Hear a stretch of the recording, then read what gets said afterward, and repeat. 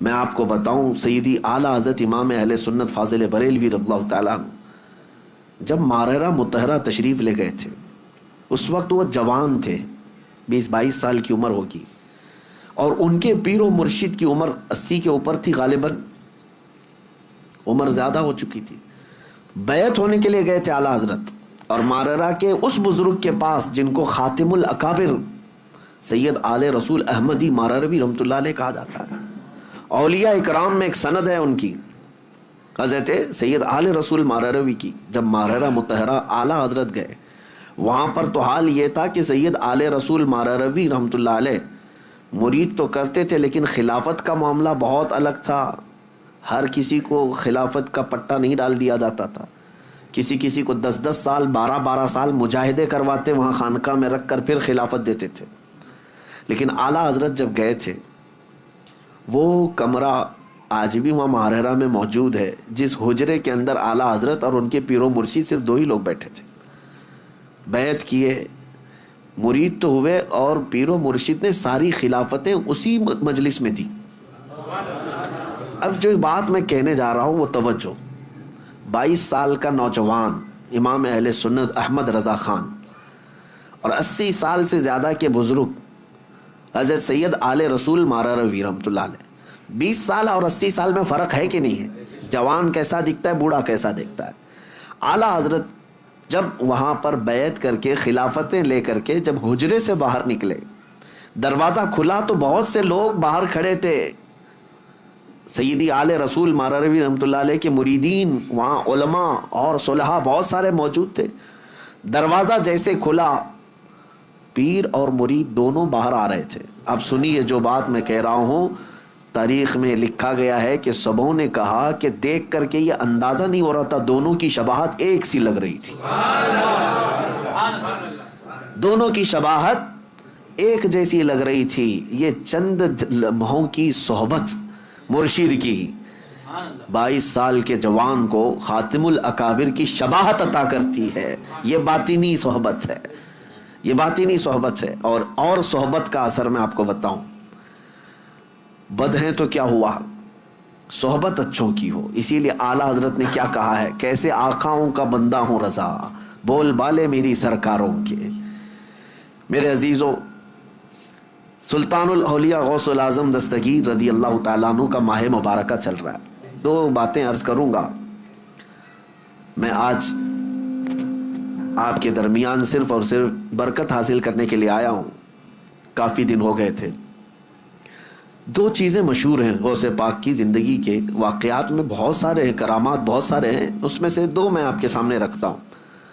ایک بار اپنی خانقاہ میں سلطان الاولیاء سیدنا عبد القادر جیلانی رضی اللہ تعالیٰ عنہ آرام فرما رہے ہیں اور محو خواب ہیں، اور آپ کو سوتے ہوئے دیکھ کر کے ایک چور اندر داخل ہوا۔ مشہور ہے، اس چیز کو آپ نے سنا ہے۔ وہ چور آپ کا جبہ چرانے آیا تھا۔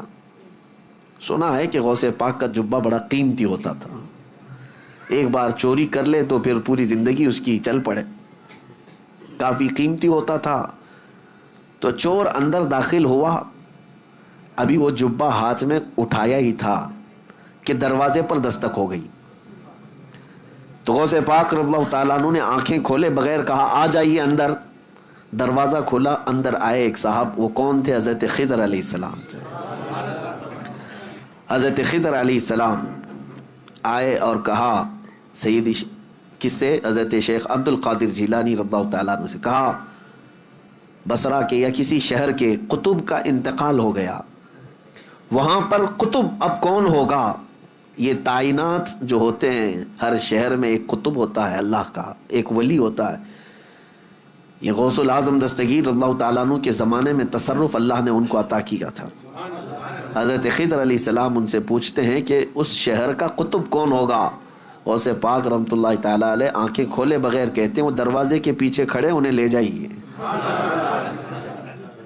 جو جبہ ہاتھ میں پکڑے ہوئے کھڑا تھا کہ اب پکڑا جاؤں، اب پکڑا جاؤں، اب پکڑا جاؤں گا، اور آنکھیں کھولے بغیر پیران پیر نے کہا وہ دروازے کے پیچھے جو کھڑے ان کو لے جائیے۔ حضرت خضر علیہ السلام نے دروازہ کھینچا تو دیکھا ایک سادہ سا آدمی ہے، جبہ ہاتھ میں اٹھایا ہوا ہے اور تھر تھر کانپ رہا ہے۔ کہا کہ چلیے مبارک ہو، اللہ نے آپ کو قطبیت عطا کی، اس لیے کہ شیخ عبد القادر جیلانی کی زبان سے نکلا ہے، چلیے ہمارے ساتھ۔ اب وہ شخص حیرت میں تھا کہ میرے ساتھ کہیں کوئی مذاق نہ ہو رہا، اور وہ دوڑتے ہوئے پھر غوث پاک کے قدموں میں آیا، کہا روتے ہوئے مجھے معاف کریں، مجھے معاف کریں، کیا یہ میرے ساتھ کوئی مذاق تو نہیں؟ غوث پاک رضی اللہ تعالیٰ عنہ نے فرمایا شیخ عبد القادر جیلانی کو اللہ نے یہ طاقت عطا کی ہے کہ وہ جو زبان سے نکالے اللہ اس کو پورا کر کے رہتا ہے۔ کہا کہ میں یہاں کس غرض سے آیا تھا آپ کو پتا ہے؟ میرے ہاتھ میں آپ کا اٹھایا ہوا جبہ تھا۔ غوث پاک رضی اللہ تعالیٰ عنہ نے فرمایا سب ہمیں پتا ہے، اور ہم چاہتے ہیں کہ تمہارے اس منصب کو، تمہاری اس ڈیوٹی کو بدل کر کے دوسری ڈیوٹی دے دی جائے۔ اب یہ واقعہ تو ہم نے سنا، کئی مرتبہ سنا، لیکن ایک بزرگ سے میں نے سنا اور انہوں نے یہ بیان فرمایا اور کہا کہ بیٹا آپ جانتے ہو چوری کرنے والے کو تو سزا دی جاتی ہے، اسلام سزا دیتا ہے، اور یہاں وہ جبہ ہاتھ میں لے کر چرایا ہوا آدمی رنگے ہاتھوں پکڑا گیا، سزا دیتے ہاتھ کاٹتے ہیں، اور اس کو بجائے اس کے کہ صرف معاف کر کے چھوڑتے پھر قطبیت کا مقام بھی دے دیا۔ یہ سوال جب آتا ہے ذہن میں تو پھر اس بزرگ نے فرمایا کہ بات در حقیقت یہ ہے کہ اللہ کریم بھی نسبتیں دیکھتا ہے، وہ چور چوری تو کیا تھا لیکن ہاتھ میں دامن کس کا تھا؟ ہاتھ میں کیا تھا؟ غوث پاک کا جبہ تھا، جبہ جو پکڑا تھا یہ نسبت نے اس کو، اس صحبت نے اس کو مقام قطبیت تک پہنچا دیا۔ اب میں آپ سے کہتا ہوں کہ غوث پاک کا جبہ پکڑے تو قطبیت کے مقام پر پہنچے، اور جو رسول اللہ کے قدموں پر جان دے اسے رب ذوالجلال غوثیت کے مقام پر پہنچاتا ہے۔ ایک بات یاد رکھے، نبی پاک صلی اللہ علیہ وسلم پر جو صحابہ نے اپنی جانیں دی ہیں حضور اکرم صلی اللہ تعالیٰ علیہ وسلم کی محبت میں، غوث، قطب، ابدال، نجبہ، شرفا کوئی وہاں تک نہیں پہنچ سکتے جہاں رسول اللہ کے صحابہ پہنچے۔ کیوں؟ صحبت کا اثر ہے، صحبت کا اثر ہے، اسی لیے صحبت چن کر کے اختیار کرو، کہیں ایسا نہ ہو کہ بعد میں پچھتانا پڑے۔ ہم نے تو پولیس کو بھی دیکھا ہے خامخواہ کچھ لوگوں کو اٹھاتے ہیں اور لے جاتے ہیں پکڑ کر کے، کیا قصور ہے بھائی اس کا؟ کہا فلاں نشیڑی کے ساتھ تو یہ بھی کانٹیکٹ میں تھا،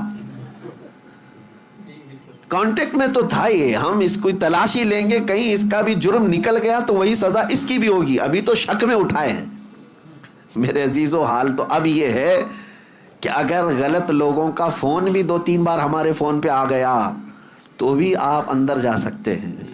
یہ صحبت کا اثر آپ دیکھو، دنیا میں جب آپ کو پکڑا سکتا ہے تو پھر آخرت میں کس قدر سخت ہوگا، اندازہ کرو میرے عزیزو۔ اس لیے اپنی صحبت کو پاک رکھو، اپنی صحبت کو پاک رکھو۔ ایسا نہیں ہے، بعض لوگ یہ کہتے ہیں کہ ہم تو اس میں کچھ حصہ نہیں لیتے، میں سب کی بات نہیں کر رہا، اب صحبت کے لیے بعض تفریق بھی میں آپ کو بتا دوں، عوام الناس، آپ لوگوں کے لیے یہ ضروری ہے کہ اپنی صحبت کا انتخاب خوب اچھا رکھو، اپنی اولاد کے لیے بھی۔ اب رہی بات علماء صالحین، علماء ہیں، مبلغین ہیں، دعات ہیں، ان کا کام کیا ہے؟ لوگوں کی اصلاح کرنا۔ مثال کے طور پر اگر ہم چند نشہ خور لوگوں کے درمیان اگر بیٹھے ہیں تو اس کا مطلب یہ نہیں کہ ہم ان کی صحبت حاصل کر رہے ہیں، ہم یہ چاہتے ہیں کہ ہماری چھاپ ان کے دل پر ڈالی جائے۔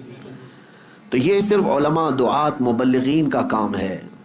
جیسے ڈاکٹر مریضوں کے بیچ میں رہتا ہے تو بیماری نہیں لیتا بلکہ ان کی بیماری کو دور کرتا ہے، لیکن عوام الناس، عام لوگ اگر بیماروں کے ساتھ رہنے لگے تو پھر یہ کہا جائے گا کہ یہ بیماری یہ بھی لے لے گا، یہ کہا جاتا ہے۔ لہٰذا ایک واقعہ تو غوث پاک کا میں نے بتایا کہ چور بھی مقام قطبیت پر پہنچ گیا، وجہ کیا تھی؟ دامن ہاتھ میں کس کا تھا؟ غوث اعظم کا تھا۔ اسی لیے جمیل قادری رحمۃ اللہ تعالی علیہ یوں فرماتے ہیں، عزیزو کر چکو تیار جب میرے جنازے کو، تو لکھ دینا کفن پر نام والا غوث اعظم کا۔ اب دوسری بات، بغداد مقدسہ میں جو ایک واقعہ مشہور ہے کہ حضرت شیخ احمد جام اپنی شیر کی سواری کرتے ہوئے بغداد کے کسی بھی محلے میں جاتے تو اس محلے والے ایک گائے ان کے شیر کو قربان کر دیا کرتے تھے. وہ غوث پاک کے محلے میں آئے اور بولا کہ جاؤ شیخ عبد القادر جیلانی کی خانقاہ سے بھی ایک گائے ہمارے شیر کے لیے لے آؤ. غوث پاک نے منع نہیں فرمایا، اپنے خادم سے کہا لے جاؤ لنگر خانے سے جو گائے ہوگی. لے کر کے گئے، لیکن وہاں پر ہڈیاں کھا کر پلنے والا ایک کتا، پالا ہوا نہیں پلا ہوا، دونوں میں بہت فرق ہے. پالا ہوا نہیں، خود سے پلا ہوا کتا نکلا ساتھ میں، اسے کسی نے ٹرین کر کے بھیجا نہیں تھا، اسی لیے میں نے لفظ میں ہی کہا کہ پالا ہوا نہیں ہے، پلا ہوا. اور غوث پاک رضی اللہ تعالیٰ عنہ کے آستانے سے جب وہ گائے شیر کے قریب پہنچی تو شیر بھوکا جھپٹا مارنے ہی والا تھا کہ یہ کتا اس پر جھپٹا مارا اور دم زدن میں شیر کو چیر کر کے رکھ دیا. یہ شاید واقعہ ایسا پہلا ہوگا کہ ایک کمزور کتا جنگل کے راجا پر بھاری ہو گیا ہو. اب تک ہم سنتے یہی آئے تھے کہ جانوروں میں شیر جو ہے راجا ہوتا ہے، لیکن یہاں راجا کا باجا ختم ہو گیا. کیوں؟ غوث پاک رضی اللہ تعالیٰ عنہ کے محلے میں آیا اور کتا جو ہے شیر کو پھاڑ کر 2 ٹکڑوں میں بدل دیا. دنیا نے اس منظر کو دیکھا اور اعلیٰ حضرت نے فرمایا کیا دبے جس پہ حمایت کا ہو پنجہ تیرا، شیر کو خاطر میں لاتا نہیں کتا تیرا. اب یہاں پر مسئلہ یہ ہے، شیر شیر ہی تھا وہ اور کتا کتا ہی تھا، اور اصول آج بھی وہی ہے کہ شیر ہی بھاری ہوتا ہے، لیکن یہ اصول اس جگہ ٹوٹ جاتا ہے جہاں کتے کی نسبت دربار غوث سے ہو جائے. اب میں آپ کو یہ کہتا ہوں کہ کتا ہے، کتے پالنے کی ہمارے ہاں شریعت میں اس کا حکم نہیں ہے. بعض مقامات ایسے ہیں جیسے کھیتی باڑی یا حفاظت کے لیے ان کو شریعت نے مستثنا رکھا ہے. جس جانور کو ہم پالتے بھی نہیں، خود سے گھروں کے پاس بیٹھ کر پل جاتا ہو، اس کتے کو کا حال یہ ہے کہ دربار غوث کے سائے میں بیٹھا کرتا تھا، غوث پاک کے آستانے کے سائے میں بیٹھا کرتا تھا، اور طاقت کا حال یہ ہے کہ جنگل کے راجا کو بھی پھاڑ کے رکھ سکتا ہے. یہ صحبت کا اثر ہے، یہ صحبت کا اثر ہے. اب دوسری بات میری یہ توجہ سے سنو، دوسری بات یہ سنو کہ غوث پاک کے دسترخوان پر پڑے ہوئے ٹکڑے یا پھینکے ہوئے ٹکڑے کھا کر پالا ہوا نہیں بلکہ پلا ہوا کتا شیر پر بھاری ہو سکتا ہے. اب سوچو کہ غوث پاک نے جس کو پالا ہو، پلا ہوا نہیں بلکہ غوث پاک کے ہاں پالا ہوا، اور وہ بھی کتا نہیں، کوئی وقت کا عالم دین ہو تو پھر وہ اپنے زمانے کا مجدد اعظم بن جاتا ہے. اعلیٰ حضرت فاضل بریلوی رحمۃ اللہ علیہ پھر اس کو یوں کہتے ہیں، میں یہ مثال اس لیے دے رہا ہوں کہ اعلیٰ حضرت امام اہل سنت اپنے آپ کو کہتے ہیں کہ میں غوث اعظم کا وہاں پر دربار کا کتا ہوں، بلکہ وہ پلا ہوا نہیں پالا ہوا. اور جس کو غوث پاک کی نسبت حاصل ہو، عنایت حاصل ہو، پھر وہ کہتے ہیں اعلیٰ حضرت اپنی قسمت پر کہتے ہیں کہ میری قسمت کی قسم کھائیں سگانے بغداد کے کتے میری قسمت کی قسم کھائیں گے. اعلیٰ حضرت فرماتے کیوں؟ ہند میں رہ کے بھی دیتا رہوں پہرا تیرا، ہند میں رہ کے بھی دیتا رہوں پہرا تیرا. اور اعلیٰ حضرت اسی نسبت اور اسی صحبت کے بارے میں کہتے ہیں یا سیدی عبد القادر جیلانی غوث اعظم، تجھ سے در سے سگ اور سگ سے ہے مجھ کو نسبت. غوث پاک سے ان کے دروازے کو نسبت ہے، ان کے دروازے سے کتے کو نسبت ہے، اور کتے سے اعلیٰ حضرت کہتے ہیں مجھے نسبت ہے. میری گردن میں بھی ہے دور کا ڈورا تیرا، اور جس کی گردن میں پٹا ہو تو اس کو میونسپلٹی والے اٹھاتے نہیں ہیں، کیوں؟ کسی کا پالا ہوا ہے. اس نشانی کے جو سگ ہیں نہیں مارے جاتے. اعلیٰ حضرت کہتے ہیں اس نشانی کے جو سگ ہیں نہیں مارے جاتے، حشر تک میرے گلے میں رہے پٹا تیرا. ہم بھی دعا یہی کرتے ہیں کہ سرکار غوث پاک کی نسبت آخری سانس تک ہمارے ساتھ برقرار رہے.